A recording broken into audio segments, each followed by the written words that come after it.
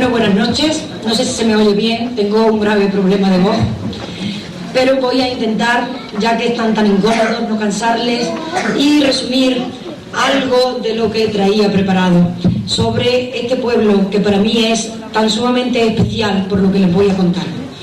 Quisiera empezar naturalmente agradeciendo la amabilidad de Francisco Garrido por haber pensado en mí para este acto y las amables palabras que José Luis Núñez me ha dedicado en su presentación, palabras naturalmente dictadas por su generosidad mucho más que por lo que yo merezco. Quería decirles que cuando Paco me dijo que viniera a hablar sobre la tradición de Arcos, para mí, en primer lugar, me resultó muy emotivo, pero también tengo que decirlo, particularmente difícil, porque estar aquí para hablarles de algo que ustedes conocen mejor que yo es bastante difícil. El atrevimiento que tengo de estar aquí quizás se deba a los muchos años que he dedicado al estudio de esta literatura y al gran amor que por esta literatura siento. Fue a finales de los años 70 cuando, con unas hojas de papel, con una grabadora y con una enorme curiosidad, comencé a recorrer la serranía gaditana. Entonces empezaba yo mi investigación, los primeros pasos de la investigación literaria. Estaba haciendo mi tesis doctoral. Buscaba romances, los viejos poemas medievales que yo sabía se cantaban aún en otros lugares de España, pero que en Andalucía parecía entonces que estaban absolutamente perdidos.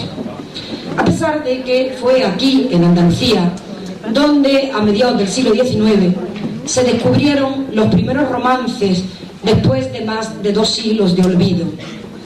Sé que saben que el romancero nació en las últimas centurias de la época medieval, que la gente entonces acudían al romance para contar los hechos cotidianos y los hechos azarosos de aquellos días, las batallas de moros y cristianos, la muerte de los caballeros ilustres, la alegría de los que ganaban las batallas o el llanto de los que las perdían. Es decir, el romancero era, en aquellos tiempos, el canal noticiero por donde circulaban todas las noticias de aquellos tiempos tan oscuros y tan difíciles.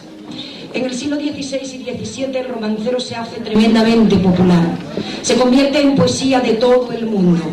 El pueblo los canta, los editores los editan, los escritores los componen. Pero ocurre que el romancero de tanto cantarse se agotó. A finales del siglo XVII los romances comienzan a ser despreciados por las clases más ilustradas y al final del siglo se produce un divorcio entre lo que se considera la poesía culta, la poesía escrita, que es la poesía de las élites, y el romancero, que pasa a ser poesía considerada vulgar, poesía considerada del pueblo, poesía considerada plebeya, que las élites rechazan. Entonces el romancero, despreciado por la soberbia del hombre de letras, se refugia en la memoria popular y ahí va a permanecer hasta bien entrado el siglo XIX. Parecía que el romancero había desaparecido de la historia de España. Y ocurrió que un día de enero de 1825, y precisamente aquí, en Andalucía, en una cárcel de Sevilla, un romántico erudito llamado Bartolomé José Gallardo compartía celda, estaba preso por sus ideas liberales en la época de Fernando VII, compartía celda con 2 gitanos de Marchena, Curro el Moreno y Pepe Sánchez. Allí, los oídos admirados de aquel romántico que se quedaría absolutamente atónito, escuchó de boca de aquellos 2 gitanos que no sabían leer los ecos acompasados de un romance que estaba recogido en la época medieval. Era el romance de Gerineldo, que todavía se canta en este pueblo, la historia de los amores de la hija de Carlomagno Emma con su criado Eguinaldo, se llamaba en la historia en el romancero Gerineldo. Aquel descubrimiento significó algo absolutamente fundamental. Los románticos empezaron a buscar romances y se dieron cuenta que todavía pervivían, aunque en el siglo XIX solamente se encontraron algunos textos sueltos en lugares que no eran Castilla, en la periferia. Fue a principios del siglo XX, con la llegada del matrimonio Menéndez-Pidal, cuando comienza la gran exploración del romancero en todos los rincones del mundo hispánico. Les puedo decir, para no cansarles, que en los años 70 de este siglo se habían publicado colecciones de romances de todo el mundo, no solamente de España, sino de todos los lugares donde se habla español. América Latina, Portugal, Marruecos y lugares habitados por judíos sefarditas desde Estados Unidos hasta los más lejanos rincones de Oriente. Es decir, el esfuerzo investigador y la recopilación fue espectacular. En este panorama llegué yo, absolutamente modesta, sin saber qué es lo que ocurría en Andalucía. Me parecía imposible que aquí no hubiera romances. Aquí se descubrieron en el 19 y además se conocían romances de todo el mundo. Pero no sabía lo que me iba a encontrar. Y así empecé a recorrer los pueblos de la sierra. Y al poco tiempo, lo que comenzó siendo un trabajo académico, una tesis doctoral, se convirtió en algo que cambió mi vida para siempre, se los puedo asegurar. En ese contexto y en ese tiempo llegué a Arcos. Recuerdo que era el 2 de enero de 1982. Venía acompañada de un profesor de la Universidad de Sevilla, Pedro Piñero, y empezamos a recorrer el pueblo. Visitamos muchas casas, conversamos con mucha gente, y les quiero decir hoy aquí públicamente que tengo ocasión, que en todas partes fuimos bien recibidos y que nadie puso ninguna pega para regalarnos el tesoro que conservaba en su memoria. Arcos es un lugar absolutamente fundamental en la historia del romancero de Cádiz. Nosotros, después del descubrimiento de los romances que se conservaban en la sierra y lo que encontramos aquí, decidimos seguir investigando. Como ha dicho José Luis, llevamos desde los años 70 trabajando en la literatura oral y en este momento hemos recorrido todos y cada uno de los pueblos de Cádiz, la gran parte de los pueblos de Sevilla y muchos de la provincia de Huelva. En este momento tenemos recopilados más de 10.000 romances andaluces.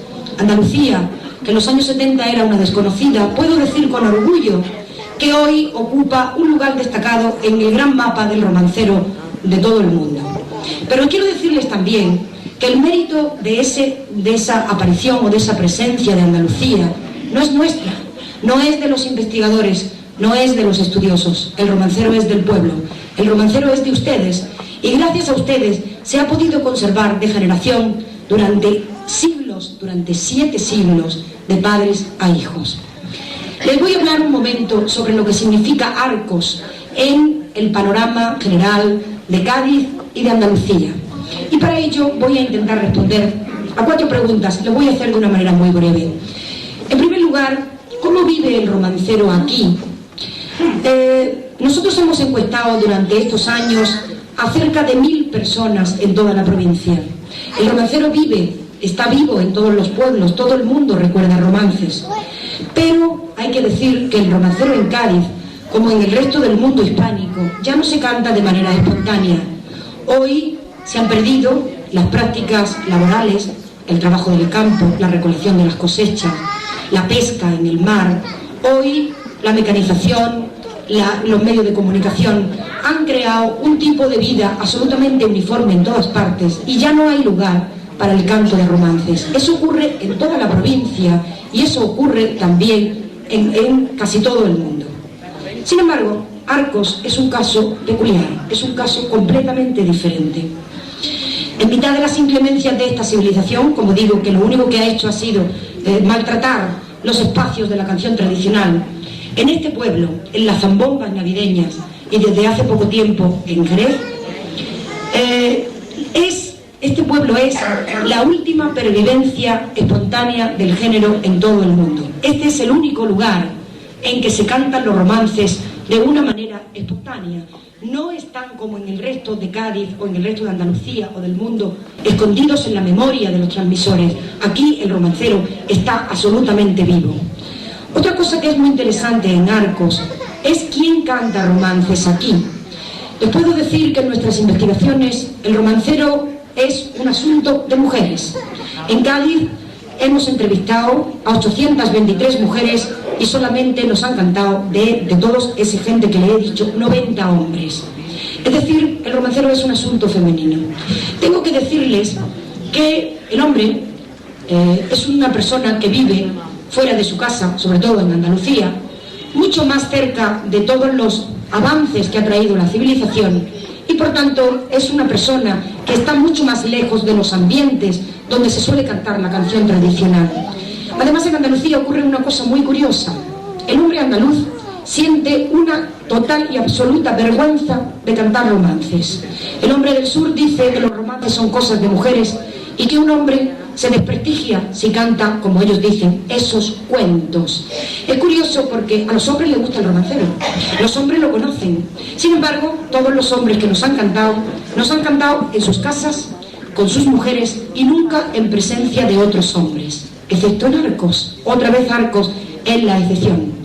A pesar de que, como ustedes saben mejor que yo, la zambomba es un asunto donde las mujeres llevan el papel principal, los hombres en este pueblo no se avergüenzan de cantar romances, como se está demostrando en este acto, sino que se enorgullecen de poder conservar este tesoro tradicional. Les puedo asegurar que esta participación de los hombres en el canto de la canción tradicional es algo absolutamente inédito en todo el mundo hispánico. Es también otra característica que quería comentar con relación a este pueblo. A los muchos años que he dedicado al estudio de esta literatura y al gran amor que por esta literatura siento. Fue a finales de los años 70 cuando, con unas hojas de papel, con una grabadora y con una enorme curiosidad, comencé a recorrer la serranía gaditana.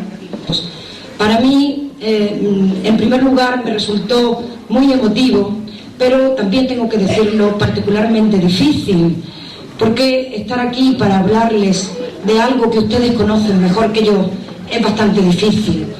El atrevimiento que tengo de estar aquí quizás se deba a la amabilidad de Francisco Garrido por haber pensado en mí para este acto y las amables palabras que José Luis Núñez me ha dedicado en su presentación, palabras naturalmente dictadas por su generosidad mucho más que por lo que yo merezco.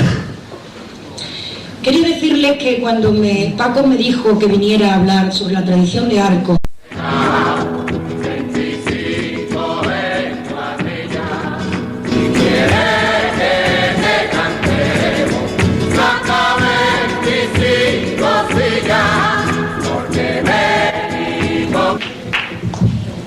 bueno, buenas noches. No sé si se me oye bien, tengo un grave problema de voz, pero voy a intentar, ya que están tan incómodos, no cansarles y resumir algo de lo que traía preparado sobre este pueblo que para mí es tan sumamente especial por lo que les voy a contar. Quisiera empezar naturalmente agradeciendo